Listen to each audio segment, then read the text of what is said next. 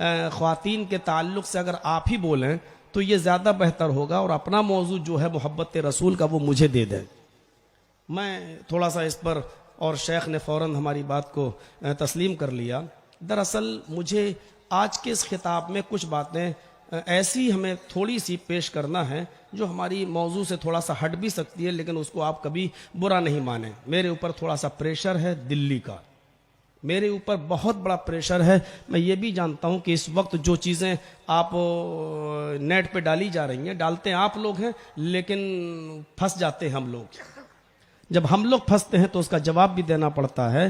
तो एक तरीके से ये बावर कराने की कोशिश की जा रही है मेरी तकरीरें नेट पर डालकर दूसरे मसलक वालों की तरफ से कि ये देश का दुश्मन है और ये जो है सरकार या हुकूमत के खिलाफ बोलता है। तो मैंने सोचा कि आज की जो तकरीर हो रही है वो मैं ये बताऊं कि इस्लाम दहशतगर्दी का कितना मुखालिफ है। मैं ये बताऊं कि वतन की मोहब्बत इस्लाम ने किस हद तक ज़रूरी करार दी है। मैं ये बताऊं कि हिंदुस्तान के ऊपर सिर्फ आपकी इजारादारी नहीं है, जितना आपका हक है उससे कहीं कम हमारा हक नहीं है। हिंदुस्तान को आज़ाद कराने में अगर आपने अपना खून बहाया है तो मुसलमान किसी भी कीमत पर पीछे नहीं रहे हैं। हमको ये ताने आप मत मारिए कि आप पाकिस्तान चले जाइए, आप यहाँ चले जाइए, वहाँ चले जाइए। पाकिस्तान जिनका था वो 1947 में चला गया।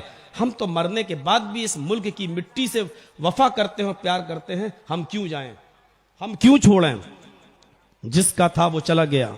हमारा मुल्क हिंदुस्तान है, हम यहाँ की मिट्टी से पैदा हुए हैं, यहीं हम जिएंगे और जब तक रहेंगे हिंदुस्तान के कानून को फॉलो करते रहेंगे। जब तक हिंदुस्तान में हम रहेंगे हिंदुस्तान से मोहब्बत करते रहेंगे। यहाँ की खाके वतन से हमें प्यार है, मोहब्बत है। ये सारी बातें हम बाद में आएंगी जब हम कहीं निकलेंगे तब, लेकिन इस मौजू पर मुझे थोड़ी सी लबकुशाई करना है, आपके सामने ये बातें डालना है ताकि यूट्यूब पर ये पैगाम भी जाना चाहिए कि देश के हम दुश्मन नहीं हैं। ये गलत मैसेज पहुंचाने की कोशिश की जा रही है और भड़काने की कोशिश की जा रही है। हमेशा से जमाते अहले हदीस बड़ी पीसफुल पार्टी रही है, बड़ी अमन पसंद पार्टी रही है, और मैं अगर डंके की चोट पर इस बात का ऐलान करूं तो यह गलत नहीं होगा। जमाते अहले हदीस और मसलक अहले हदीस से ज्यादा अमन पसंद और शांति प्रिय और अमन और शांति का पैगाम देने वाली और दहशतगर्दी के खिलाफ बोलने वाली कोई जमात इस हिंदुस्तान के अंदर आपको नहीं मिलेगी। अगर कानून को सबसे ज्यादा फॉलो कोई करता है और भारत के संविधान पर सबसे ज्यादा विश्वास और यकीन कोई रखता है और उसका के साथ मिलकर चलता है तो वो सिर्फ मसलक अहले हदीस के अफराद ही हैं जो यहाँ के कानून को का साथ चलते हैं और उस पर बिलीव करते हैं। मेरे प्यारे साथियों, कुछ चीजों में हमें भी आज़ादी है, वो हमारा आईन हमें इजाज़त देता है, हमारा कानून हमें इजाज़त देता है। हमें भी मजहबी आज़ादी है, हमें भी मस्जिदें बनाने का हक है, हमें भी नमाज पढ़ने का हक है, हमें भी रोज़े रखने का हक है, हमें भी अपने मजहब का और अपने मकतब फ़िक्र का प्रचार करने का हक है, हमें भी अपने मजहब की दावत देने का हक है। लेकिन हाँ, किसी दूसरे को बुरा कहने का हमें अधिकार नहीं है, किसी दूसरे को गाली देने का हक हमें नहीं है, और हमें हमारे मजहब का, हमें हमारे धर्म का प्रचार करने की अनुमति, इजाजत ये हमारे देश का आईन हमें देता है, ये सुप्रीम कोर्ट हमें देता है, हमारे भारत का आईन और संविधान हमें देता है। और जब भारत का आईन हमें इस बात की इजाजत देता है तो हम उस इजाजत से पूरी तरीके से हम फायदा क्यों नहीं हासिल करेंगे? सबको आजादी है, हमें भी आजादी है। लेकिन मेरे भाइयों, यहां थोड़ा सा मैं बताऊंगा कि मोहब्बत रसूल, मोहब्बत का लफ्ज भी बड़ा अजीब है। बहुत से लोग अब इस लफ्ज को भी नहीं लाते हैं। मैं साफ तौर पर कह दूं कि मोहब्बत है हमें रसूल से, और यह लफ्ज हमें बहुत अच्छा लगता है, मोहब्बत रसूल। लोगों ने इसके मुकाबले में दूसरे अल्फाज लाने की कोशिश की। आशिके रसूल हैं हम, और इस तरीके के अल्फाज लाकर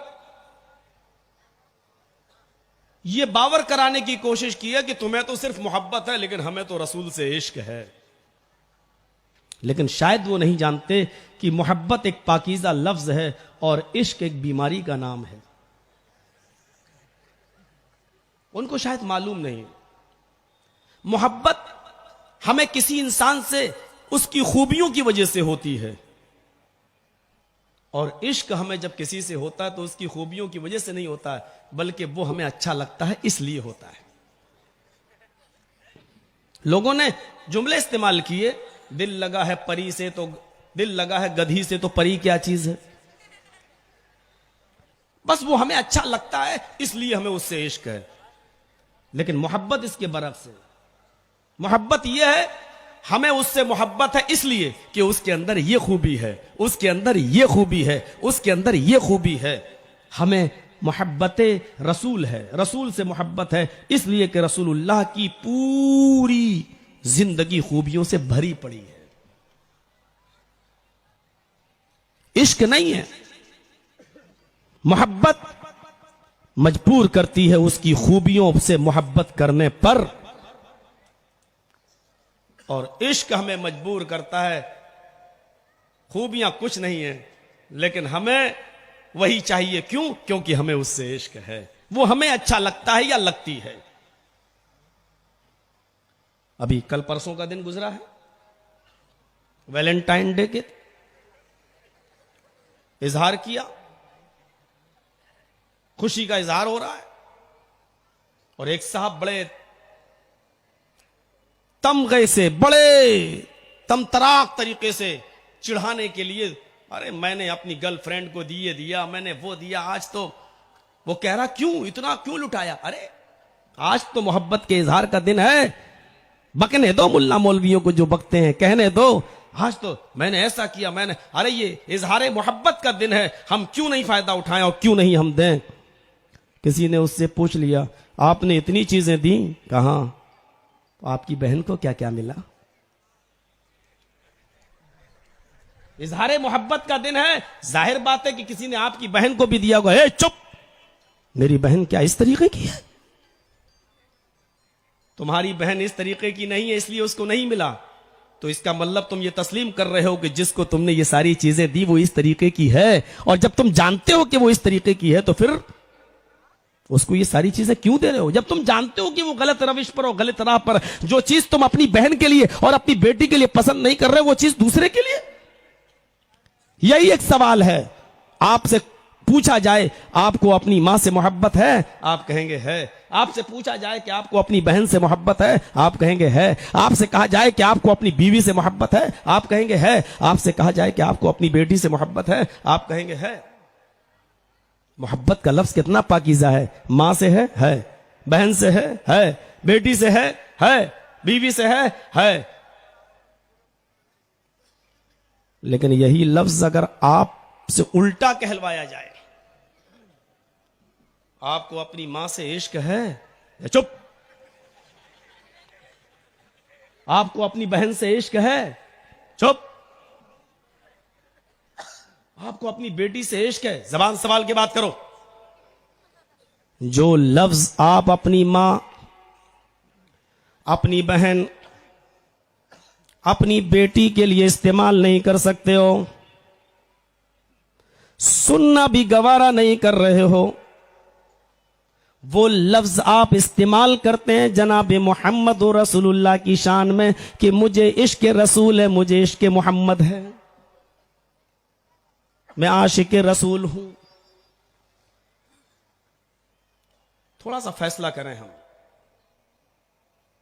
हम बिना किसी का नाम लिए हुए हम एक आम बात कह रहे हैं। आप सोचें तो, समझने की कोशिश तो करें। मोहब्बत का मायार जो बताया है वो कुरान इन अल्फाजों में बयान करता है, कुल इन काना बाउकुम व अबनाउकुम व इख्वानुकुम व अज़वाजुकुम व आशीरतुकुम व अमवालुन इक्तरफ्तुमूहा व तिजारतुन तख्शौन कसादहा व मसाकिनु तरज़ौनहा अहब्बा इलैकुम मिनल्लाहि व रसूलिही व जिहादिन फी सबीलिही फतरब्बसू हत्ता याती अल्लाहु बिअम्रिही। आए नबी आप अनाउंसमेंट कर दें, आए मेरे हबीब आप ऐलान कर दें, आप बता दें लोगों को, इनका न आबाउकुम, अगर तुम्हें तुम्हारे आबाओ अजदाद व अबनाउकुम, तुम्हें तुम्हारी औलादें, बेटे बेटियां, व इख्वानुकुम, तुम्हें तुम्हारे भाई बंद, व अज़वाजुकुम, और तुम्हें तुम्हारी बीवियां,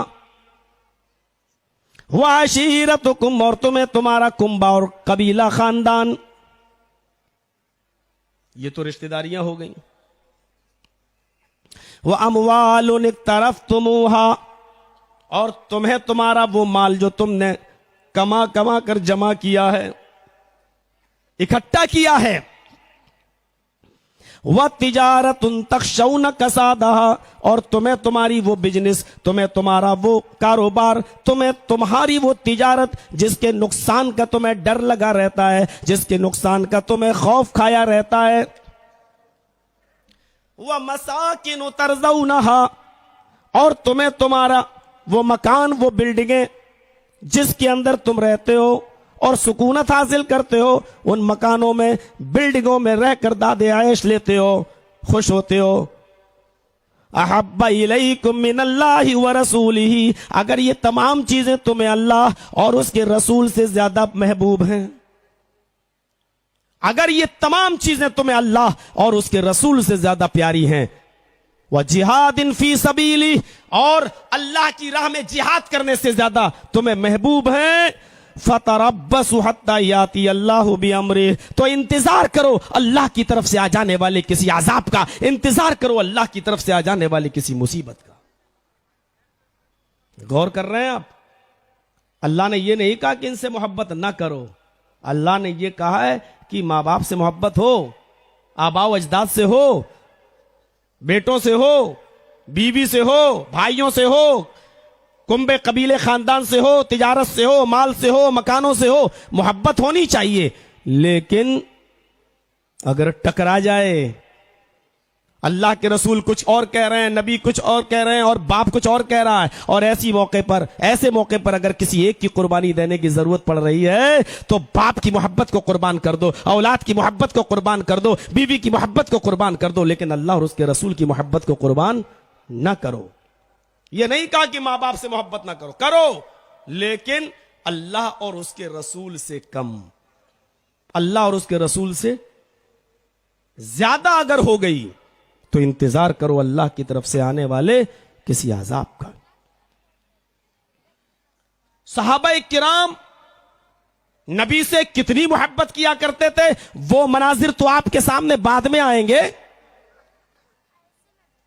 एक भविष्य पुराण का एक मंत्र है, उसमें नबी अकरम के 4 साथियों का जिक्र किया गया है जो नबी पर अपनी जान देंगे। चतुर्भ्रात्रमेदेव कृष्यामि कलिछयम भवंतो बांधवा देवा स्वाशिना उत्तरिष्यता, चतुर्भ्रात्रमेदेव कृष्यामि कलिछयम, 4 सहयोगी, 4 भाई, ईमानी रिश्ते से भाई, 4 सहयोगी यानी क्रमानुसार जो खलीफा बने, खुलफाए राशिदीन में जिनका नाम लिखा गया, इनके जरिए अंतिम महर्षि का धर्म फैलेगा और ये अपनी जान निछावर कर देंगे, अपनी जान कुर्बान कर देंगे, यानी मोहम्मद रसूलुल्लाह से, अंतिम ऋषि से इतना प्रेम, इतनी मोहब्बत करेंगे कि उनसे प्रेम करने के लिए वो अपनी जान तक को कुर्बान कर देंगे। अपनी जान की अहमियत उतनी नहीं समझेंगे जितनी मोहम्मद रसूलुल्लाह से मोहब्बत होगी उनको।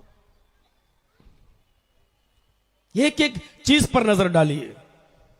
सपोज फर्ज कीजिए मेरे हाथ में गोल्डन घड़ी है, सोने की घड़ी है, गोल्ड की सोने की घड़ी, बड़ी कीमती है, हालांकि मर्द के लिए हराम है, एक एक मिसाल दे रहा हूं।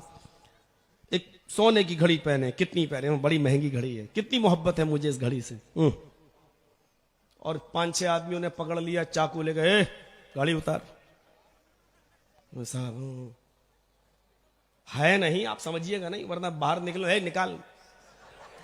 आजकल मुल्ला मौलवी भी नहीं बच रहे हैं, ट्रेनों में चल के देख लो, कहीं ऐसा ना हो। मिसाल पर गौर कीजिए, घड़ी उतार, साहब सोने की है, इसीलिए तो कह रहा हूं उतार उतार। अरे नहीं साहब बड़ी कीमती घड़ी है, नहीं नहीं नहीं मैं नहीं दे सकता। पकड़ लिया, किसी ने हाथ, किसी ने पैर, खींच लिया, चाकू निकाला, दे रहा कि नहीं दे रहा, जल्दी दे, अगर नहीं देगा तो हाथ काट दूंगा। घड़ी दे रहा है कि नहीं? घड़ी दे दे, हाथ बच जाएगा। अगर घड़ी देने से इनकार किया तो हाथ ही काट दूंगा, घड़ी भी जाएगी, हाथ भी जाएगा। घड़ी से भी मोहब्बत है हमें, हाथ से भी मोहब्बत है हमें। हम घड़ी भी नहीं देना चाहते, हाथ भी बचाना चाह रहे हैं, लेकिन यहां एक चीज की कुर्बानी देने का नंबर आ गया है। हम जानते हम फंसे हुए हैं, एक चीज की कुर्बानी हमें देना पड़ेगी। अकलमंद इंसान, दानिशमंद इंसान वो है जो घड़ी हाथ से उतार कर दे दे और अपना हाथ बचा ले। हाथ सलामत तो इंशाअल्लाह फिर मेहनत करेंगे, ऐसी घड़ी फिर आ जाएगी। अगर हमने घड़ी को बचाने के चक्कर में हमने जिद की तो हाथ ही कट जाएगा, घड़ी भी जाएगी, हाथ भी, फिर तो हम कमाने के लायक भी नहीं रहेंगे। मेरे भाइयों, उसको घड़ी से भी मोहब्बत है, उसको हाथ से भी मोहब्बत है, लेकिन कुर्बानी देने का जब नंबर आ गया तो अकलमंदी और दानिशमंदी यह है कि वो घड़ी उतार कर दे दे और अपना हाथ बचा ले। कौल इन काना आबाउकुम, अपने आबा अजदाद से मोहब्बत करो, लेकिन जब कुर्बानी देने का नंबर आ जाए, रसूल की मोहब्बत और बाप की मोहब्बत टकराने लगे, नबी कहे ये करो, बाप कहे ये मत करो, बाप कहे कि ये करो, नबी कह रहे ये मत करो, अल्लाह एक की कुर्बानी देना पड़ेगी। या तो बाप की बात मान लूं, नबी का फरमान ठुकरा दूं, या नबी की बात ठुकरा दूं और बाप का फरमान मान लूं। एक की कुर्बानी हमें देना पड़ेगी। इस मौके पर आपका इम्तिहान है। अकलमंद इंसान वो है जो बाप की नाफरमानी कर जाए। इस मौके पर अकलमंद इंसान वो है जो बाप की मोहब्बत को ठुकरा दे, लेकिन नबी की मोहब्बत को सर आंखों से पे रखे रहे, उसको ना ठुकराए, उसको पकड़े रहे। कुल इन काना आबाउकुम, आए नबी अनाउंसमेंट कर दो, आए नबी दुनिया वालों को कह दो, अगर तुम्हें तुम्हारे आबा अजदाद की मोहब्बत अल्लाह और उसके रसूल से ज्यादा हो गई तो यकीन मानिए अल्लाह की तरफ से आने वाले अजाब का इंतजार कीजिए। आबाओ अजदाद की मोहब्बत हो, लेकिन अल्लाह और उसके रसूल से कम। अब्दुल्ला इब्ने उबय का बेटा अपने बाप की गर्दन के ऊपर तलवार रखे हुए हैं। आए अब्बू, आपने मोहम्मदुर रसूलुल्लाह को गाली दिए, आपने कहा है कि ला युखरिजन्नल अज़्ज़ु मिनहल अज़ल।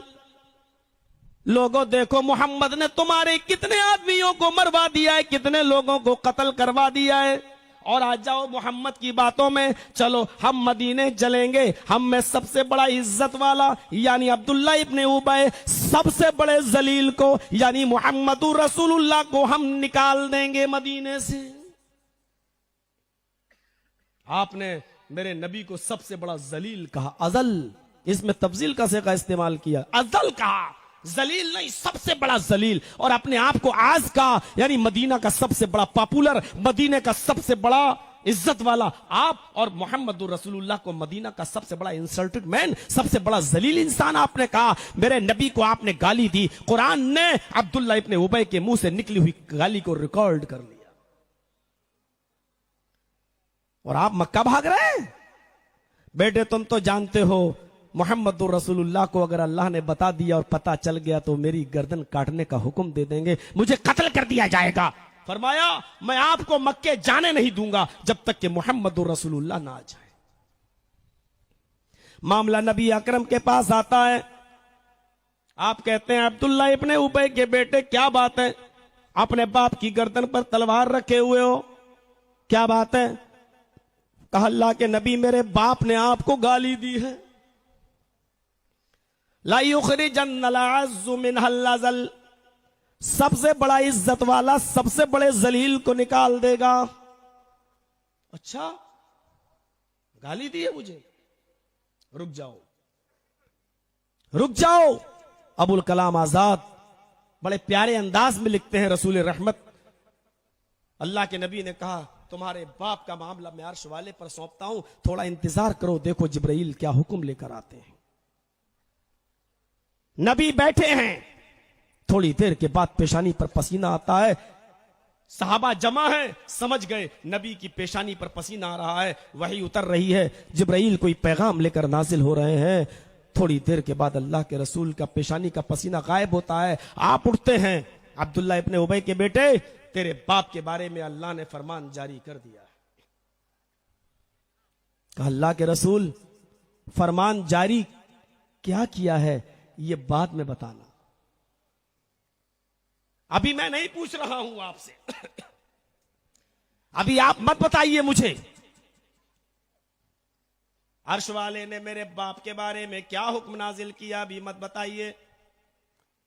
इतना सुन लीजिए, आए अल्लाह के रसूल, अगर अर्श वाले ने मेरे बाप के कत्ल का हुक्म नाफिज कर दिया, जिब्राइल अमीन अगर मेरे बाप के कत्ल का हुक्म लेकर आ गए और मेरे बाप के कत्ल का ऑर्डर लेकर नाजिल हुए, तो आए अल्लाह के रसूल ये हुक्म किसी और को मत देना, उसके बेटे को देना, मुझे देना। अपने बाप की गर्दन मैं काटूंगा, अपने बाप का सर कलम मैं करूंगा। अच्छा,